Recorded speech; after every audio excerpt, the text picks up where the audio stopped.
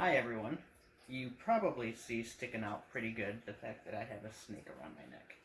You probably can also see the bearded dragon here in the background. His name's Dracarys. You may have also noticed that our intro to the video changed and it says Wollpert Farms Exotics now.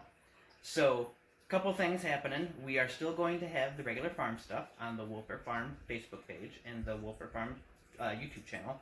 But when you see an intro that says Wollpert Farms Exotics, you can expect to see snakes and lizards and other awesome stuff that you normally wouldn't see on a farm.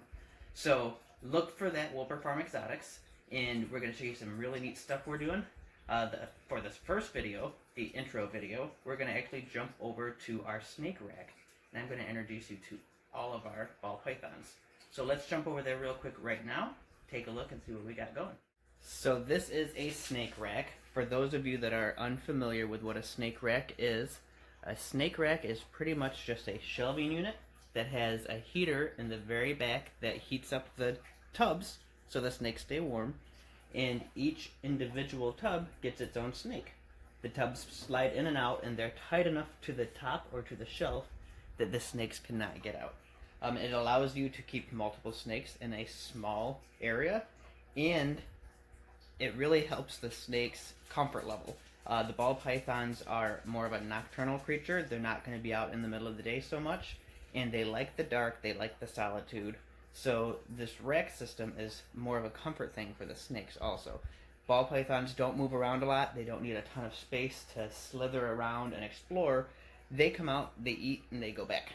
So really this system is ideal for the ball pythons that we have. I am going to go ahead and get into the bottom tub first. The very bottom tub has a young female. She is a citrus pastel morph. These are all ball pythons, but depending on their color is depending on their name and their morph. So this one is considered a citrus pastel. As you can see, the tub just slides right out. She's actually lost a lot of her color because she is shedding. She has not actually shed yet, so she looks more brown than what she normally is. She's very yellow normally. Bring her up here closer to the camera for you. And this is our citrus pastel female working on shedding.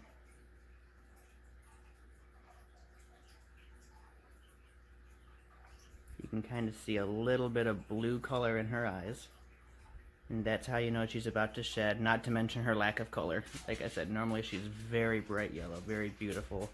Right now she's just a dull brown, and once she sheds, that beautiful yellow will come right back out on her. So I will put her back, and then we will open up the next tub. So to be fair, before I open this tub, the snake is slightly larger than the citrus pastel that I just opened up. This is a pastel female. She is 4 years old. And I'm going to pull her tub open here.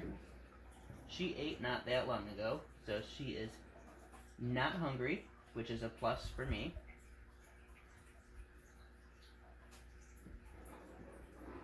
As you can see, like I said, slightly larger.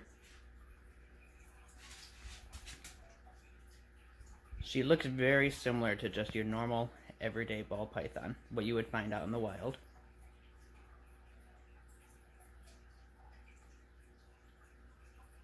And she is almost to a breeding weight. So I am hoping to fatten this girl up and get some eggs out of her still this year. And soon I'll show you who I'm going to breed her with. So I'm going to put her back. Okay, next up is another young female. She is considered a Jigsaw Morph. And let's see. You'll notice in the tubs, these tubs have preformed water dishes, so they always have water in those dishes. Oh, she's not under that hide. Usually she's under the hide in the front. She's under her big hide. The snakes like, even though they're enclosed, they like to have a hide, someplace they can get into and feel safe.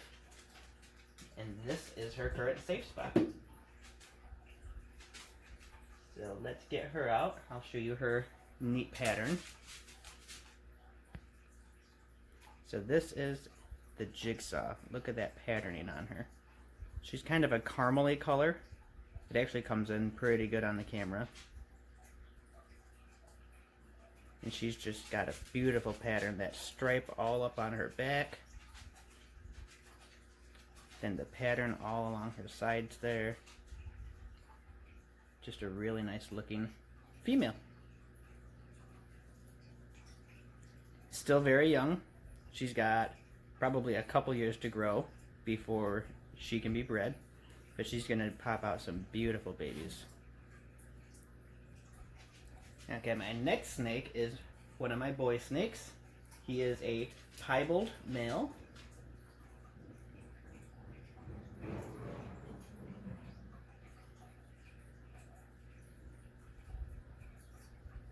And he's piebald because he's got his coloration, but then bands of solid white in between.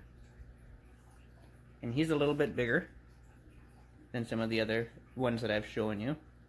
Still not huge. He's still just about a year old, but he grew pretty quick. Whoever had him before we got a hold of him fed him very well. And he's neat because if you hold him right, he has a smiley face. And if you hold him the other way, it turns into a frowny face. So, how neat is that? A snake with a smiling face. Almost looks like a pumpkin face. This guy is very gentle. We can wear him around our neck. I would trust a kid to hold this guy. Very nice snake here. And he is going to be my breeder male for this year. He'll go down below with that bigger female once she is ready. So I'm going to go ahead and put him back.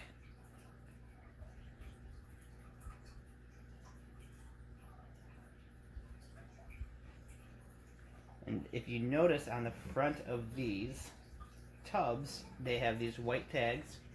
And those white tags are where I write the date that they fed. So these snakes only eat about once a week. So I try to keep track of their feeding. So this here is a big old female. This is what a normal ball python would look like out in the wild. So she may already be pregnant. We just received her, and we feel like she's gravid, which means like she's been bred. And we're waiting to see. We're going to give it a while, see if she starts showing signs of that. And if not, that Tybald Male that I just showed you is going right in there with her, and we're going to try to get some eggs out of her this year that we can incubate. She is from a normal female, and her father was a Tybald Male, just like the Tybald Male that I showed you a minute ago. So she should turn out quite a few Tybald babies, which are actually very desirable in the ball python market. So I'm hopeful that she just produces some really awesome babies for us. Just look how thick this snake is back here. She's got some really good girth to her. She's been fed really well. So I'm going to close her up, and we're going to hope that we can do a video here soon with some snake eggs. If not, then we're going to pair her with that male, and we're going to make some snake babies of our own.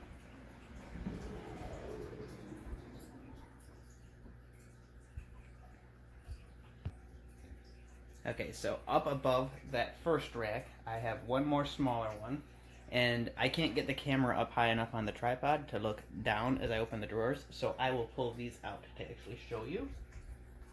This first tub has another normal female here.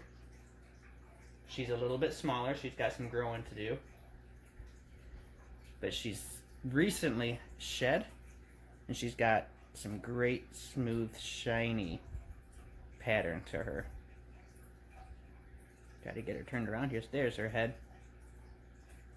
So she's probably got another year, maybe a little more before she is breedable, but she's still a good-sized girl.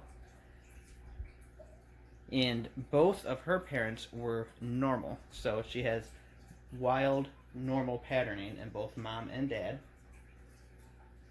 So I'm hoping next year to pair her to a separate male, which I'll show you here shortly, and get some good mixed babies out of that. We'll get some normal babies and some that are going to actually look albino, but they're called candied or candino.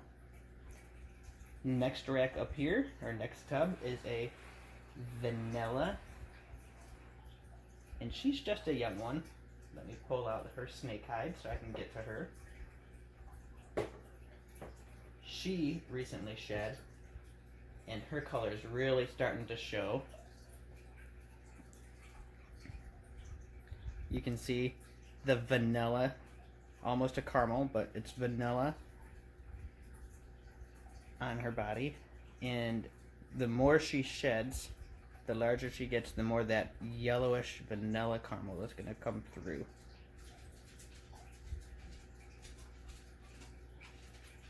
Again, quite small. We're looking at a couple years down the road before she's big enough to breed. But she's going to pop out some awesome looking babies when she does. Okay, last but not least is a butter vanilla cream. And you'll see why here in a second. Let me get her pulled out. She doesn't want to come out. Butter vanilla cream. Again, a female. This one is also a very docile, very gentle snake. Very handleable.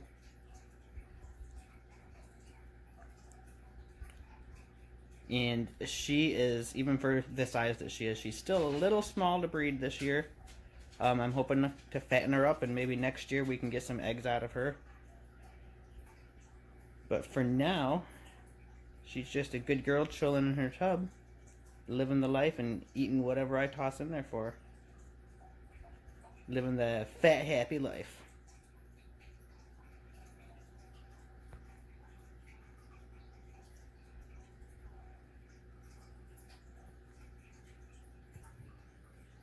Last but absolutely not least here is this adorable little male.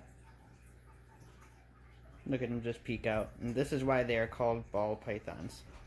Because when they are nervous or a little scared, they curl up in a little ball. They protect themselves by balling up. And that way they protect their head.